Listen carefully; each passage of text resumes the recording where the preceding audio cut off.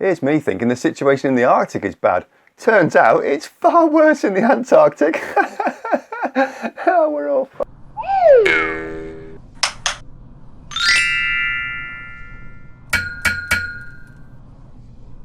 Hello and welcome to Just Have a Think. We're outside again this week to follow up our recent look at Greenland and the Arctic with a journey to the other side of the planet to visit the vast land that is Antarctica.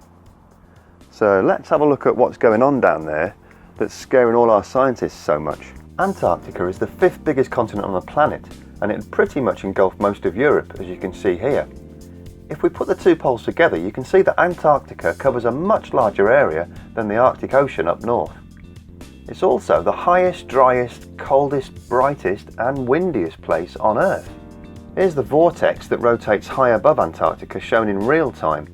These high-level winds are travelling at many hundreds of miles an hour. This is what it's like a bit nearer to the Earth.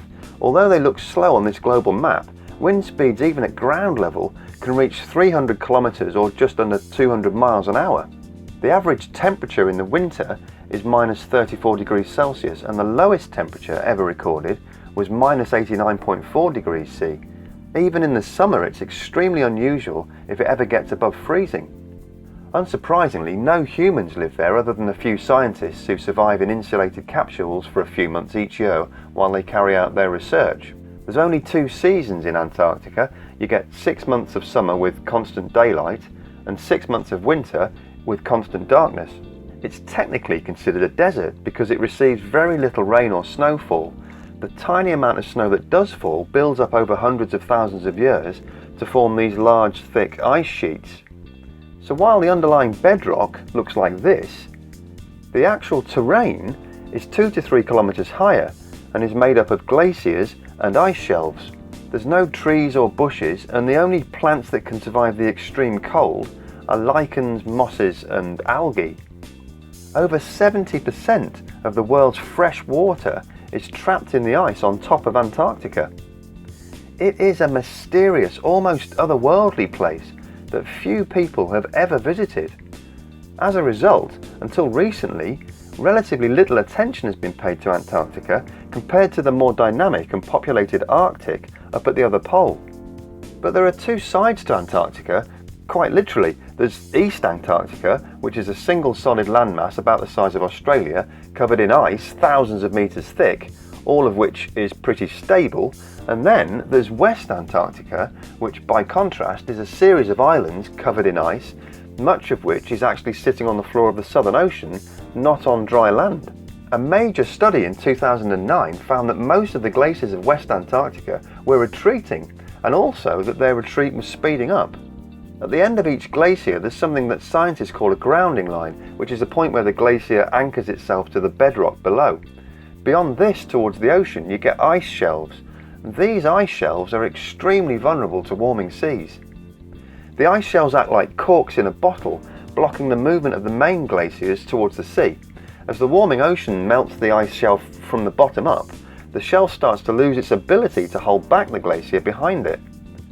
The thinner the shelf becomes, the more likely it is to crack, and in the summer, ponds of meltwater on the surface can drain into these cracks. This opens the cracks up deeper down inside the ice, leading to disintegration. So when ice shelves collapse, there's not much stopping the main glacier behind them from sliding more quickly down into the ocean under its own weight. In 2002, NASA cameras caught the collapse of one of these ice shelves called Larsen B.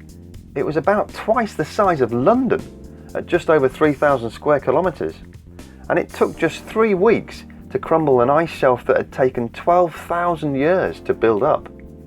Pine Island Glacier and Thwaites Glacier are 2 of the largest glaciers in the world, and certainly the 2 that could cause the most significant impact on global sea levels. Thwaites Glacier alone is 2/3 the size of Great Britain. These folks witnessed at first hand the breathtaking sight and sound of just a relatively tiny portion of the ice shelf at the end of Pine Island Glacier collapsing back in July 2017. Pine Island and Thwaites glaciers just on their own could cause something between 1 and 3 meters of global sea level rise if they completely let go. Combine this with the highly likely 2 to 4 degrees Celsius temperature rise that our current level of CO2 emissions will cause by the end of the century, and you get to a world where many of the low-lying major cities may well be largely sitting underwater. The social, environmental and economic consequences of this scenario are pretty dire. Adjusting to these new challenges on this sort of scale will be a decades-long civil engineering project, as well as a massive political and commercial predicament for our governments and big corporations. No amount of bribery or coercion or political lobbying is going to help us negotiate with nature on this one. Major flooding around the world has continued to be a weekly event so far in 2018. Here's last week's batch of disastrous floods. This is Barranquilla on the Colombian coast on May the 5th, now regularly battered by hugely disruptive flash floods all through the rainy season. In Fujian in China on the 7th of May, rain caused 30 centimetre deep floodwaters that covered all the roads and tunnels in the city. On the 10th of May in Jiangxi in southern China, 70,000 people were left homeless after these torrents arrived. 4 people were killed in these flash floods in Kurdistan on the 5th of May when their cars were swept away by the fast-moving currents.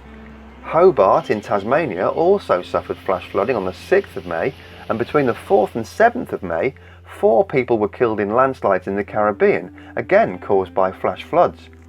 In East Africa, floods completely wrecked thousands of acres of farmland last week, meaning no harvest for these people this year.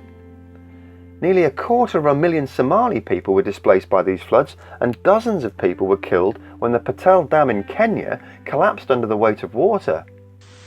Closer to home, this is Legnano in northern Italy on the 9th of May, completely inundated. On just the 9th and 10th of May, 300,000 streaks of lightning were recorded around the world. 300,000! And it's not just straightforward sea level rise and atmospheric water increases that are impacting us now either. The ice that we're losing from both poles is already causing changes to global ocean circulation and currents, which appear to be slowing down the deep ocean conveyor belt and the Gulf Stream. A recent study showed that the Gulf Stream is at its weakest level for 1600 years. These are absolutely crucial circulatory water cycles that, among other things, bring temperate weather to the UK and Europe. I'll stick this on the WTF board for now so we can have a look at it in a later programme. So you could say that we've all got a vested interest in finding out whether our southern ice giant has anything worse to add to the mix as we move into an ever-accelerating phase of climate change over the next few years.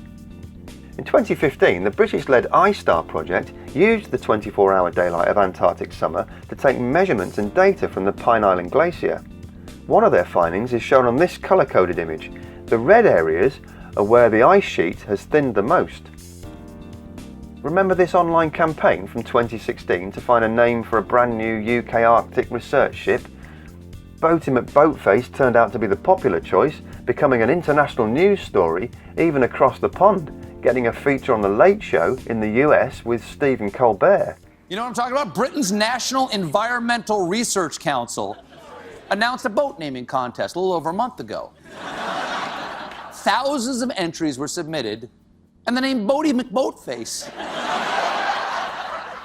got 4 times more votes than any other name. In the end, of course, it was decided that we all had to be grown up and mature about the naming process, so the ship actually got called the RSS Sir David Attenborough, but the submersible vehicle that it carries on board did get called Boaty McBoatface. This year, the RSS Sir David Attenborough forms a key component of a new £20 million research project between the UK and US that's setting out to study Thwaites Glacier.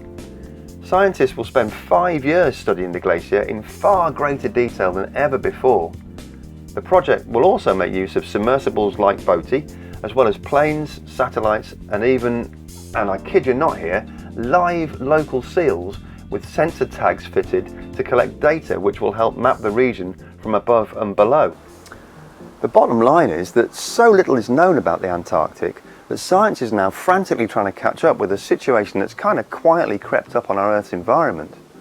What we do know is that these glaciers are retreating far more quickly than we previously thought. What we don't know is whether we've got years or decades or centuries to prepare for it.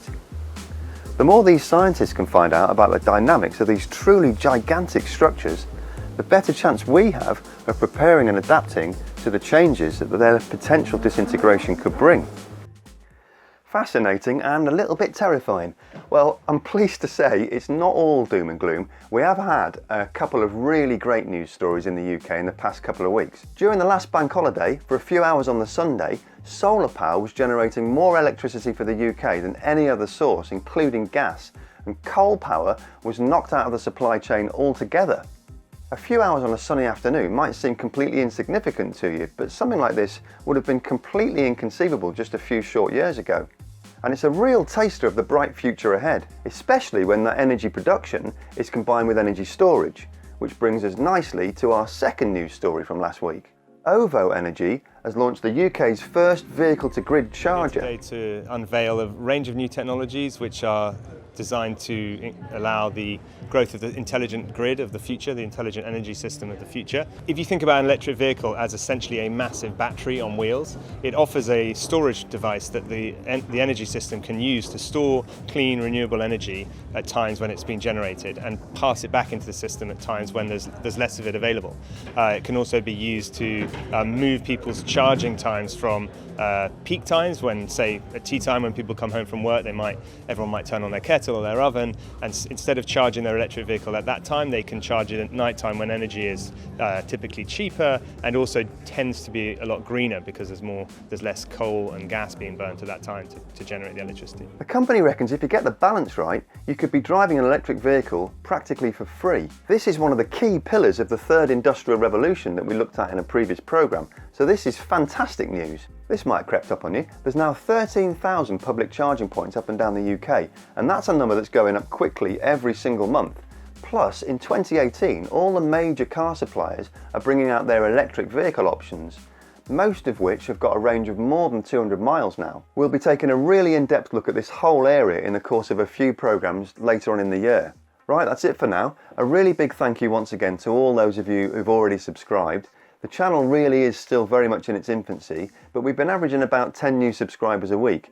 Now, the YouTube search algorithms favour the channels that have got more than 1,000 subscribers, so we've got a long way to go before we're competing with the big boys. Do keep sharing the link with your friends and encourage them to hit the subscribe button and the notification bell. It's completely free to do that, but it does make a big difference. As always, thank you very much for watching. Have a great week, and remember to just have a think. See you next week.